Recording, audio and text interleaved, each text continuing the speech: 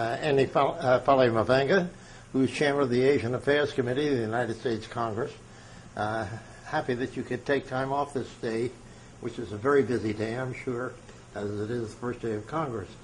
Andy, what is America's role today in Asia? With all the interest that there is on the Middle East and other areas of the world, where do you see the Congress and America going so far as Asia is concerned?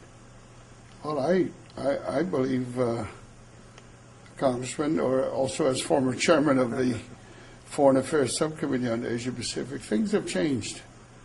I'm sure at the time when you served as chairman, you had a very difficult time in trying to get the attention of the members to understand and appreciate that America has very, very strong economic and security interests in the Asia-Pacific region.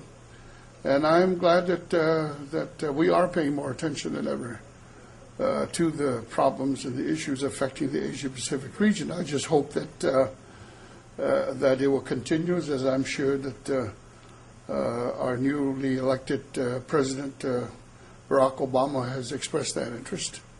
And I realize, there are other serious problems in other regions of the world, but when you have almost two-thirds of the world's population in this region, and the fact that our trade relationship with the Asia-Pacific region surpasses any other region, maybe with the exception of the European Union countries, but other than the fact that, the two most populous nations in the world are in this region. So, yeah, we should be paying more attention. Impact on not only to our own country, but to the whole world for that matter. This is the 30th anniversary of our relationship, our diplomatic relationship with China. It's the 30th anniversary of the Taiwan Relations Act. So you sit in a very significant position today, taking over this role, where there has been some conflict in the past, seems to be coming together a little bit now. Well, we've come a long way, and of course, with the initiatives taken by newly elected President Ma of Taiwan and establishing a much better relationship with the People's Republic of China.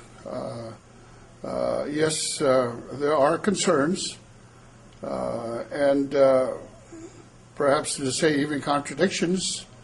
A lot of gray areas still existing on the issues affecting the Taiwan Straits and the problems between the leaders of the People's Republic of China and Taiwan.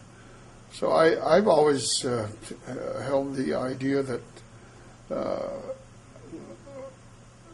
we should find a solution, but that solution must come from the people and the leaders of Taiwan and the People's Republic of China.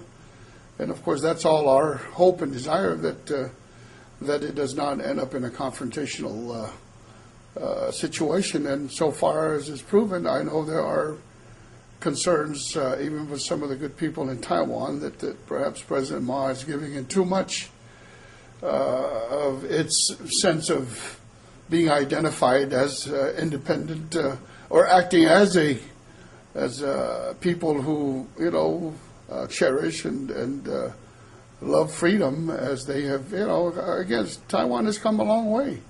They've just recently elected their own president. I remember only in the course of the last 10, 15 years. So I think this is just something that I hope that the dialogue will continue, that the relationship will improve even better. What's going to become the future of Taiwan, I think that's going to be pretty much an issue that the people themselves are going to have to make that decision and decide upon. And it was, you had President Ma's predecessor had advocated very strongly separation, independence, sovereignty, and all of that, but apparently the people did not accept that. And so I'm sure that our leaders in America want very much a peaceful relationship between Taiwan and China. I remember When I was there with Deng Xiaoping many years ago, 30 years ago now, he was looking toward a relationship with Taiwan, and just so the Taiwan people have looked for some relationship with China. I feel that as someone who tried to guide this committee many years ago, that the committee is in very good hands now Well, I don't with know. you as its chairman. Well, there's no question the Taiwan issue was one of the unsettling and very sensitive issues at the time when President Nixon opened up the whole ambit of establishing better relations with the People's Republic of China, a major foreign policy event that took place in the 1970s.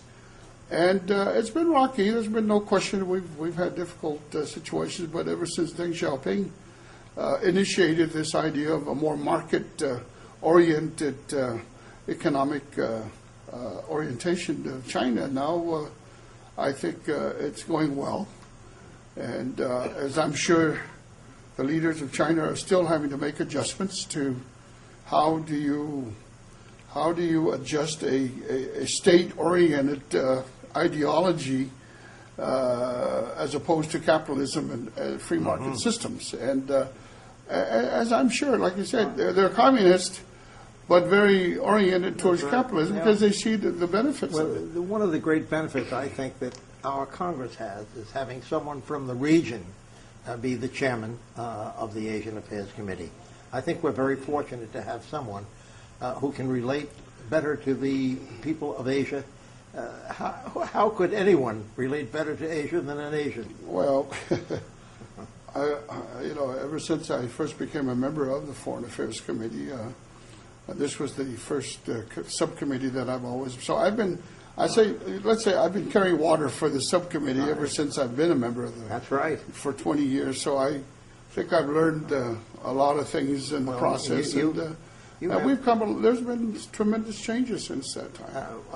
I know that traveling together with you a number of times, that you have been in the lead of establishing peace in the region, which is most important, and putting in some fashion, putting the tensions behind us. And that should always be our number one priority, is to seek peace, find ways to establish friendships and good working relationships with all countries of the world. And I will say that the Asia-Pacific region has got tremendous challenges, and America should not neglect opportunities to see that they can be a partner. Well, after all, we are a Pacific nation as well as being an Atlantic nation, if you want to call it that. Well, again, Mr. Chairman, I want to thank you so much problem. for taking No time problem. out of this very busy day. Well, thank you. And hope you will come back on our TV station again in the near future. Will do.